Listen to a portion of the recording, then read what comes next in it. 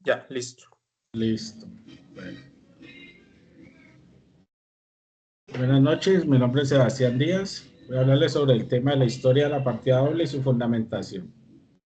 La partida doble es un método contable que consiste en registrar cada movimiento económico en dos lugares, que son en el debe y en el haber, asegurando que siempre estén en equilibrio. Vimos los orígenes más antiguos. Aunque antiguas civilizaciones como Mesopotamia, Grecia y Roma ya llevaban ciertos registros, estos no tenían la estructura organizada que conocemos hoy en día.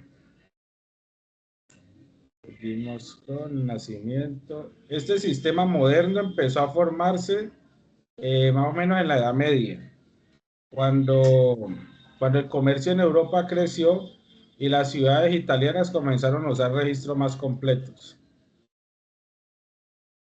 Vamos. El mayor impulso llegó en 1494 con Luca Pacioli, quien no inventó la partida doble, pero sí la explicó, la organizó por primera vez en un libro, permitiendo así que se difundiera por todo el mundo. Con los años, el método se expandió a Europa y América y se volvió muy fundamental, especialmente durante la Revolución Industrial. Su base es el principio de dualidad, que indica que toda operación tiene dos efectos, lo que se refleja en la ecuación activo igual pasivo más patrimonio. Hoy en día, la partida doble es esencial para preparar estados financieros confiables y es la base de la contabilidad que se usa en una empresa y normas internacionales. Esto permite tener controles claros, tomar mejores decisiones y mantener la transparencia en la información económica. Ahí termino mi...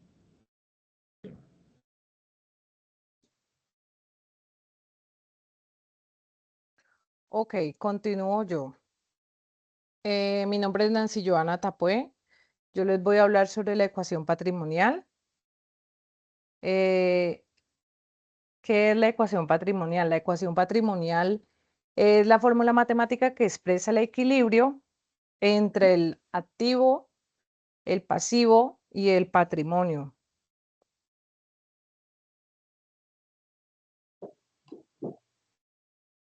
Dice que la ecuación patrimonial tiene tres componentes, como lo acabo de decir, que son el activo, el pasivo más el patrimonio.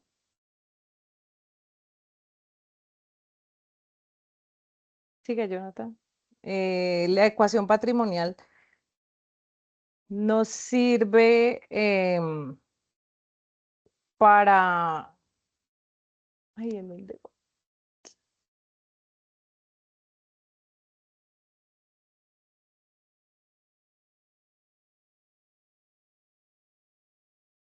Espérate. En la ecuación patrimonial nos aparece el activo, que son los bienes que posee la empresa, el pasivo, que son las obligaciones, y el patrimonio, que es el resultado final de la operación de una empresa. La ecuación patrimonial también nos sirve para evaluar la organización cuando se realizan los estados financieros o los estados de ganancia, como es el estado de ganancia y pérdida y los flujos de caja.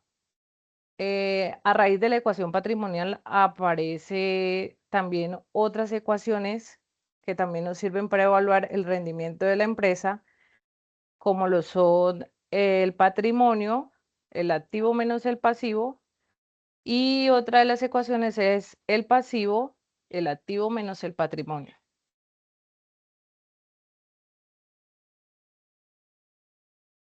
Muchas gracias.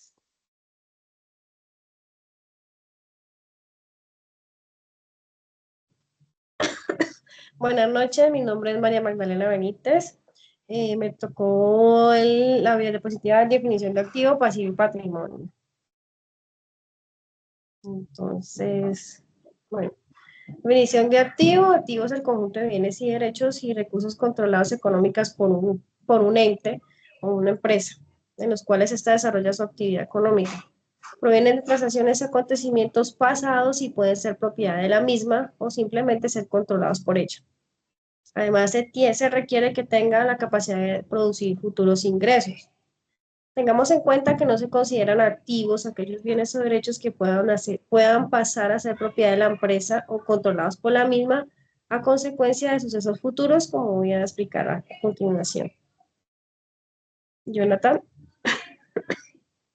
por ejemplo, un terreno adquirido por la empresa Cargill el 1 de abril del 2001 es un activo de la misma, puesto que proviene de un suceso pasado. Pero si la empresa tiene firmado un contrato al día de hoy para la compra de un futuro terreno, no se considera activo, ya que será, aunque es muy probable que lo vaya a comprar, va a ser un suceso futuro y todavía no se ha realizado efectivo el hecho económico. Bueno, eso como por el lado de los activos. Por el lado de los pasivos son las obligaciones actuales, deudas que la empresa incurre en el ejercicio de su actividad.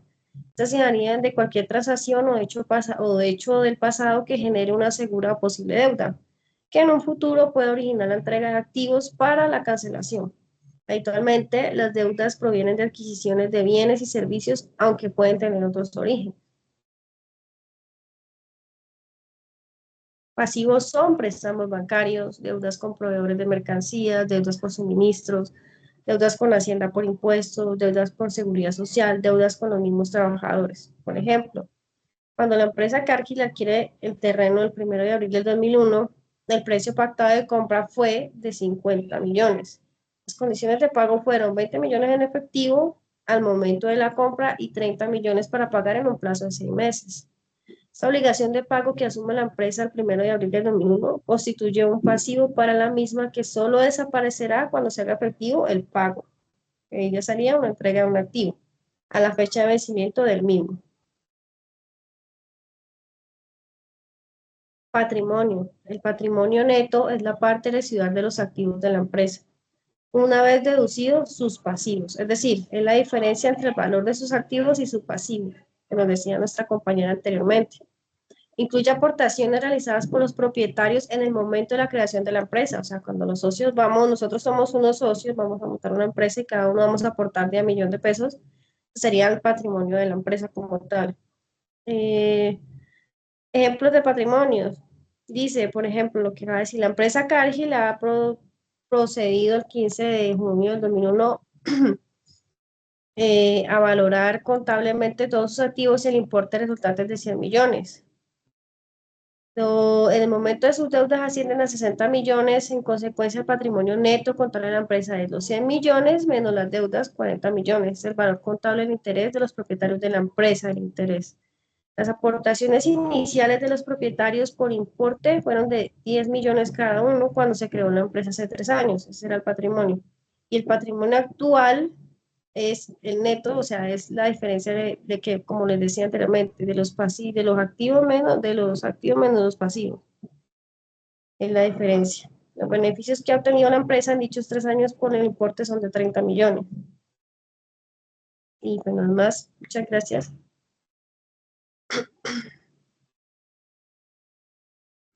Buenas noches. En este caso, pues vamos a tener qué son los conceptos, los métodos de reconocimiento y el cálculo de los ingresos. Entonces, primero tenemos un concepto fundamental de ingresos, que básicamente es el dinero que ingresa una empresa a partir de sus actividades comerciales.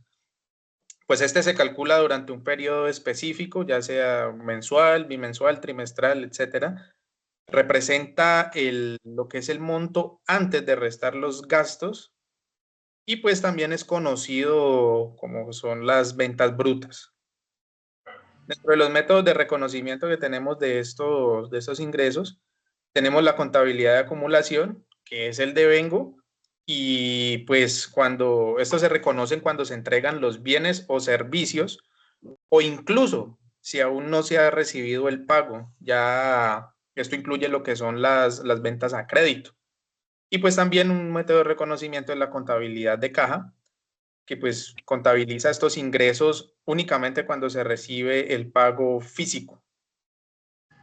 Tenemos 3 tipos de subdivisiones de los ingresos, que son por líneas o productos, ya sean tangibles o intangibles. Un ejemplo, la empresa Apple, que vende sus productos físicos, los iPads, los iPhone, o separándolos mejor, de servicios intangibles, como lo es el servicio de iCloud y el servicio de Apple Music.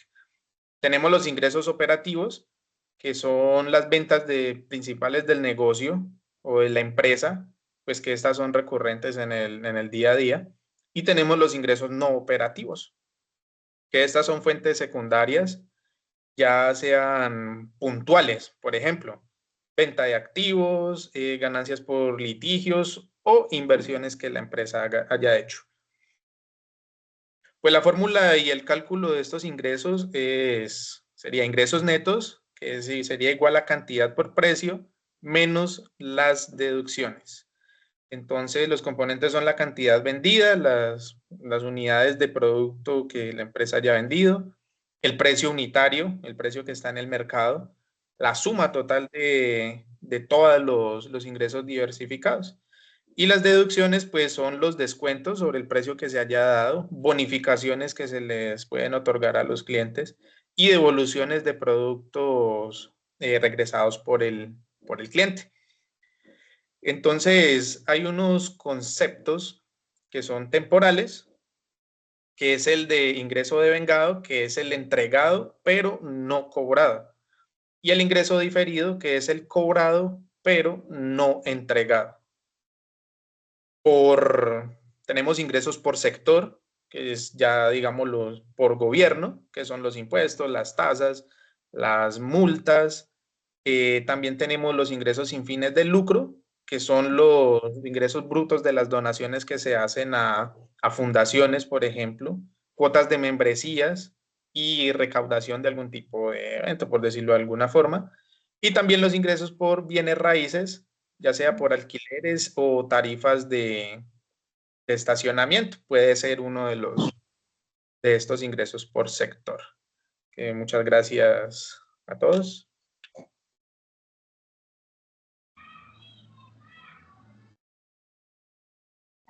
Colócala un poquitico más bajito, por favor.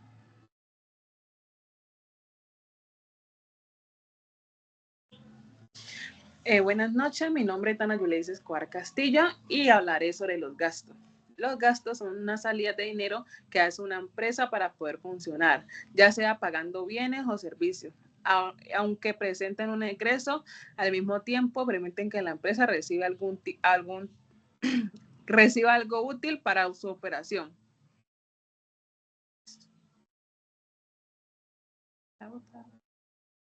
Los tipos de gastos son los gastos operacionales, que son los del día a día, como salarios administrativos, arriendo, suministros o publicidad. Gastos no operacionales, que son los ocasionales como multas, demanda o algún reemplazo de algún equipo. La clasificación de los gastos se clasifica en fijos, que se mantienen cada mes, los variables, que se cambian según la actividad, y los inesperados, que no están planeados. Las características son egresos necesarios que se registran en el estado de resultados, que no están ligados directamente a la producción y son temporales porque se cierran a terminar cada periodo contable, como por ejemplo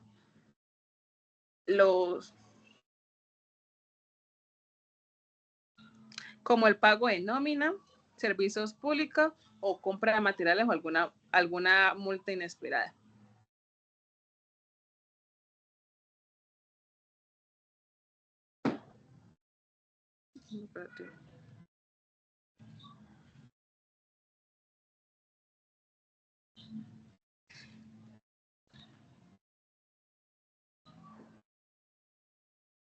Y los ejemplos son los gastos operativos, gastos de venta, gastos financieros y otros ejemplos.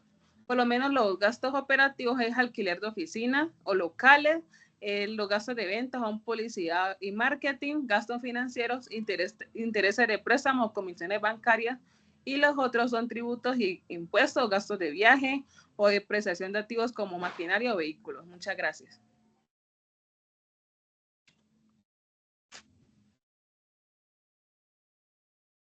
Muchas gracias. Esa fue nuestra presentación. Ahí ya quedamos lindos.